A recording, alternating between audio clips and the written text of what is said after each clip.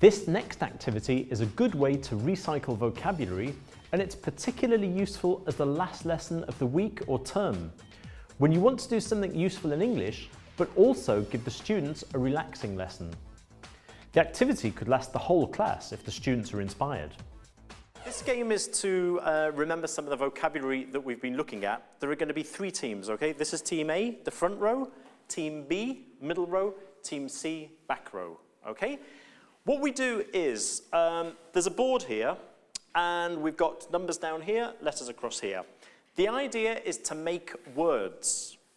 How do you make words? By adding each time 1 letter. You can add 1 letter each time anywhere you like on the board.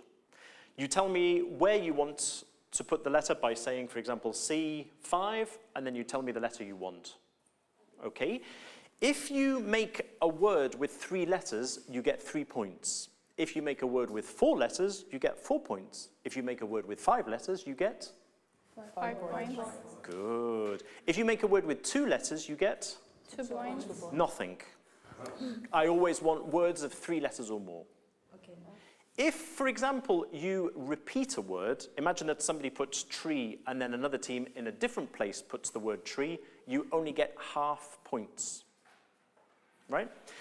The words can go in this direction or in this direction. They can go horizontal, vertical, diagonal, in any direction. If a team accidentally makes a word and they don't realize, the next team can steal that word. Notice that I start off with a few letters on the board because this speeds the game up a bit. As the table fills up with letters, it becomes easier and easier to make words. Let's begin. The best thing is to begin, and that way we can understand better. Team A, decide where do you want a letter and what letter do you want? B3. B3. E. E. More points for longer words encourages students to think of more complex words. Half points for repeated words encourages students to keep thinking of different, less common words. 7D, U. So. Okay. Team B. Look at how students concentrate and think of words they can make and plan strategies. The activity also encourages teamwork. Axe. Right, so going in this direction, can you explain or sort of show me what's an axe? It's an object that you use to cut wood. Perfect, because if you make a word and you tell me afterwards you don't know what the word is, no points, okay, but that's great. Right, excellent, we've got lots of words, we could continue for a long time. At the end of the game, you may want to check that all the students know all the words. Or you may want to clarify the difference of meaning between similar words like happy and glad in this case. Synonyms, but not quite. Raul. This activity gets better and better the more time you spend on it.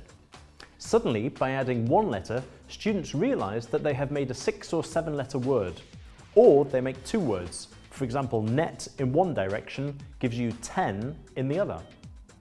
And it becomes easier to find words that another team has made without realising. It's a mixture of a word search, Scrabble and a crossword, but all you need is a board and chalk.